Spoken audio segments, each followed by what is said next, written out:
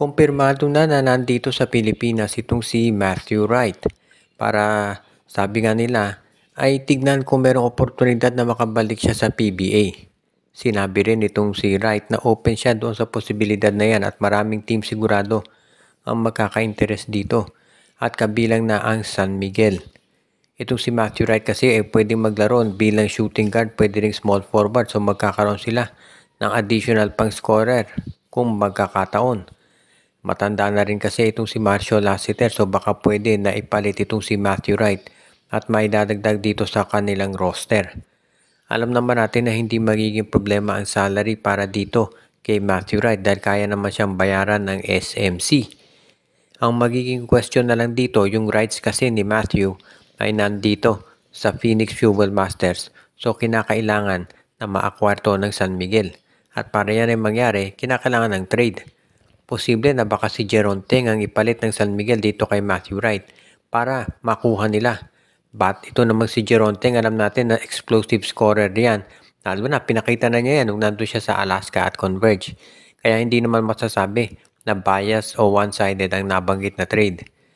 Kung mapunta itong si Matthew Wright sa San Miguel, medyo dadami yung kanilang small forward dahil nandyan of course si Lassiter, si Trollano, plus yung kanilang rookie na si Chris Miller. Pero ito naman si Trollano, pwede rin niyang maglaro ng power forward.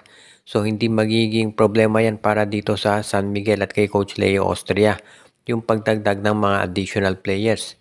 Kaya sa totoo lang, magiging mas maganda siguro kung makuha nga nila itong si Matthew Wright para magkaroon sila ng isa pang 3-point shooter na alam naman natin ay nababagay sa SMP dahil nakakonsentrate ang laro nila dito sa loob kay Junmar Fajardo. So pag may outside scorer, malaki ang naiitulong niyan.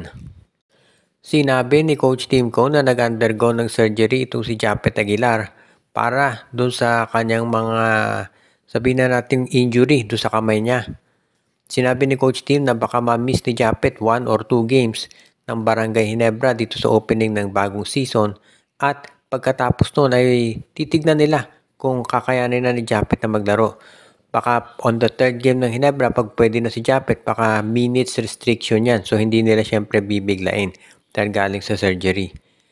Magiging malaking bagay ito para sa Barangay Ginebra kung mamimiss ni Japet yung first few games nila at magandang oportunidad na rin to para doon sa nagbabalik na si Isaac Go na ipakita kung ano ang kaya niyang gawin. Alam natin na maraming nag-o-observe ngayon dito kay Go kung babagay ba siya dito sa Ginebra at itong hindi paglalaro ni Japet Aguilar ay magiging isa doon sa mga pagkakataon para dito kay Go na ipakita na talagang deserving siya na maging Gene King. Kaya nga ngayon, habang naghihintay ang Ginebra na makabalik to si Japet, oportunidad din ito para kay Isaac Go. At isa pa, dito natin makikita na kinakailangan talaga ng Ginebra ng isa pang big man. Dahil katulad marami nga nagsasabi, paano pag nawala si Japet, sinong papalit dyan? Ito nga ngayon, nangyari na si Japet Aguilar nagkaroon ng injury, kaya nga malamang itong si Isaac Go ang magiging kapalit niyan for the meantime. Pero kulang pa rin sila sa big man dahil nandiyan na si Isaac Go at itong si Troy Rosario. Kaya sa tingin ko, magkakaroon pa ng mga big men na pwedeng kunin itong Barangay Ginebra o dapat kunin para naman maging mas competitive sila para sa mga darating na araw. Dahil syempre magiging very important yan para dito sa Barangay Ginebra. At alam naman natin na hindi yan may magiging sitwasyon kung saan na kakailanganin nila ng isa pang big man para masiguro na magiging ready na ang lahat. Samantala naman, ito nga bang si Jason Brickman ay magkakaroon ng panibagong team. Baka hindi pa nagsisimula yung bagong season ay mapunta na siya dito sa TNT Tropang 5G. Ang balita kasi ito si Cedric Fairfield, nagdesisyon daw na hindi aalis ng Blackwater. Mananatili siya doon sa team. So ang tanong ngayon ay sino pwedeng kuning iba pang guard ng TNT? Nandiyan si Gio Halalon pero hindi pa rin to tiyak dahil baka meron pa tong yung rights nito ay baka nandun pa sa Pure Blends, hindi pa maliwanag yan.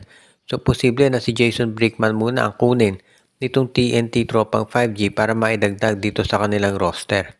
Kaya nga magiging maganda yan para dito sa tropa kung sakasakali na makuha nila talaga itong si Jason Brickman.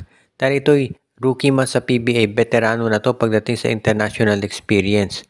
So magiging mas bagay siya dito sa TNT na ang gusto ngayon syempre mga veterano na tutulong para dito sa Grand Slam nila.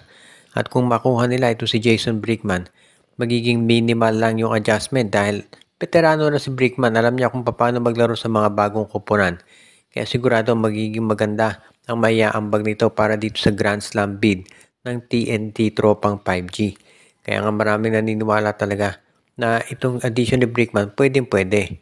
Ngayon, ang magiging tanong dyan ay kung sino naman ang ibibigay ng TNT Tropa dito sa Meralco Bolts para mangyari itong trade na yan. Siyempre alam natin na itong Meralco Bolts at TNT sister team so hindi po pwede na diretsahan silang mag-trade. Kaya nga sigurado na magkakaroon ng isa pang team dyan involved Blackwater at baka dyan makuha ng Meralco kung sino man yung ipapalit nila dito kay Jason Brickman. So dito natin makikita kung paano magmo-move itong MVP group para masiguro na magiging malakas yung mga teams nila. Sinabi na playing coach daw itong si LA Tenorio para dito sa Magnolia Chicken Templados at syempre magiging magandang challenge yan para dito sa Magnolia. Alam natin na hindi magiging madali yan pero confident naman ang management ng Hotshots na kaya itong gawin ni LA. At bukod dyan, itong Magnolia, meron pang mga tinitignan na mga posibleng transaksyon na gawin nila para mas lumakas itong kanilang roster. Alam naman natin na ang Magnolia ngayon ay isa doon sa mga teams na minagmamasid ng mga tao dahil gusto nilang makita kung ano magiging performance ito dito sa darating na Philippine Cup. At kung makukuha nila itang nabanggit na player, sigurado na magiging mas maganda ito para doon sa magiging sabihin nilang lineup. Kung sakasakali nga na meron silang mga additional players na gustong makuha, sa tingin ko kabilang na dyan ito si Jason Perkins. At si Perkins ay isang veterano na makapagdadagdag ng experience dito sa Magnolia. Plus syempre pwede rin niya maging mentor nito si Yuken Andrada, yung kanilang bagong recruit. Kaya sa tingin ko ito si Perkins pwede yan dito sa Magnolia Chicken Templados. Alam naman natin lahat na ito si Perkins ay matagal na nasasabi na pwedeng lumipat sa SMC. At baka ito na nga yung oportunidad na iyan ay mangyayari. Sigurado naman na ito si Perkins ay magiging asset para dito kay Coach LA Tenorio.